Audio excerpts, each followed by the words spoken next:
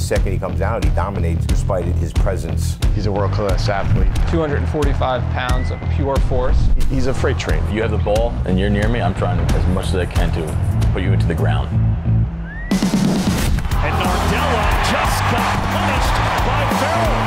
That's what you love to see out of your faceoff guy.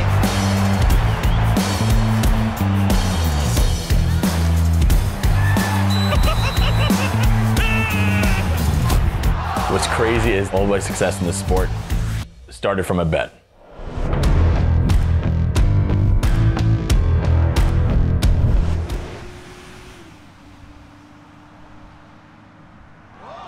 Demolishing hit by Connor Farrell, who was a linebacker at LIU Post, and it showed there.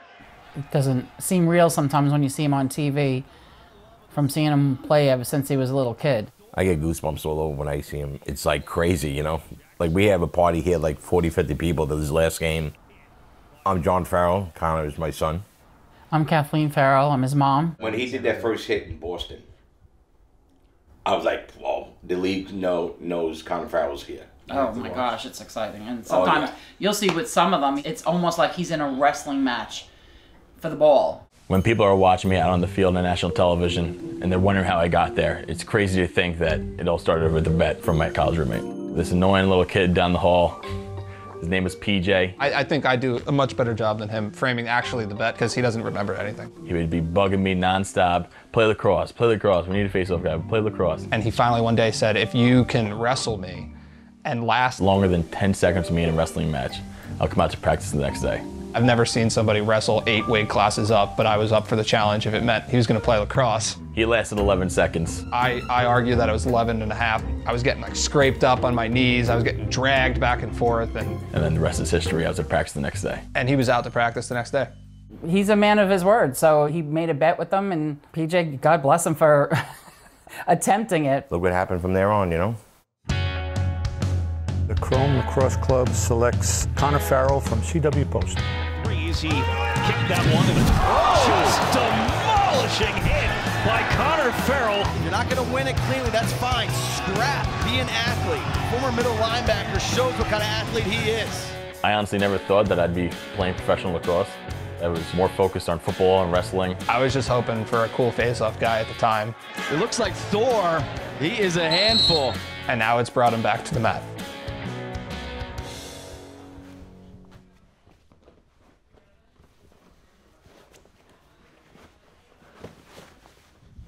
Once I became a professional lacrosse player, I never thought I'd be back on the mat.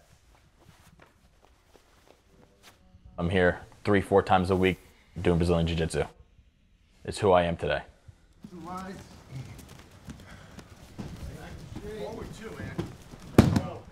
It sells itself. People walk in, they want to try something new.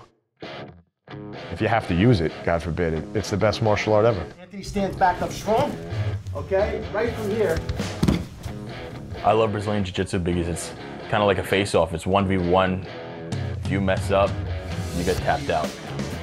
You see it from the outside looking in. It looks brutal, it looks barbaric.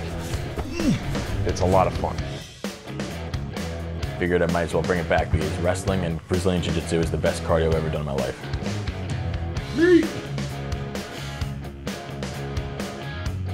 Brazilian Jiu-Jitsu, it's very demanding on the body because it's non-stop. 5 or 6 minute rounds, and then you're just dripping sweat the entire time.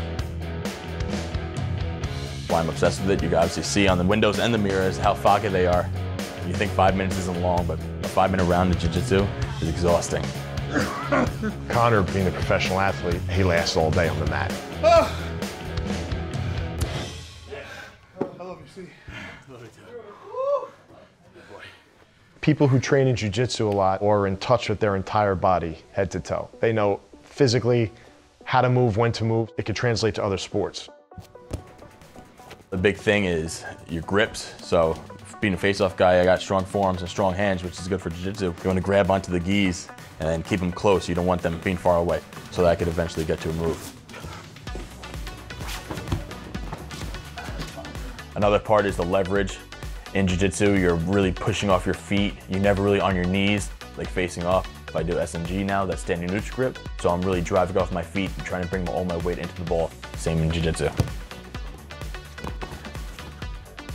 Brazilian Jiu-Jitsu is making me a more physical player, but it's also making me a much more creative player. Like when you're on your back, like the one I just was, you want to stay calm, breathe. You don't want to panic, like same thing in facing off. If you're in your bad position, you don't want to panic, you just want to relax and do what you do, just all reaction there. Let's go, Connor. Oh, let's go. Here we go. Plumber. First black belt of the day.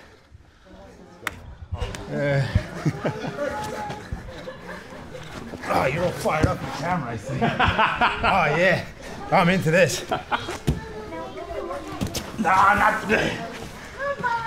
So he's trying to stall. Come on. I'm not trying to go ahead. Anything you want. Come on. Anything? Take my back. The overall goal in Brazilian Jiu-Jitsu is to become a black belt. That's the highest rank in Brazilian Jiu-Jitsu. I'm only a second belt, I'm the blue belt right now. It goes white, blue, purple, brown, black, and it takes up to 12 years to become a black belt.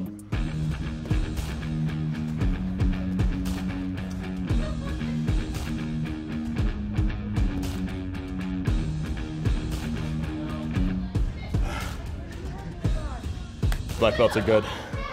I'm not there yet. I've only been doing it for a year and a half. Give me 8 more years, I'll get him. He's come a long way in 2 years with this. The more jiu-jitsu he learns, the more he combines the two, the athleticism and all the moves, and then that's it. He'll be the most dangerous guy around.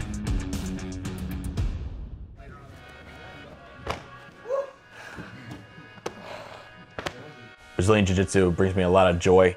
When I walk into the room, it's a big family. The big boy. Yeah! So in the off season, when I'm putting the work in, I get to go into there, see familiar faces, and have a good time, have some good laughs. It always brings a big smile on my face.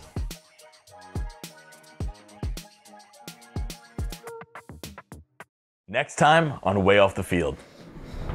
He's a nightmare for anybody now, and he's only a blue belt.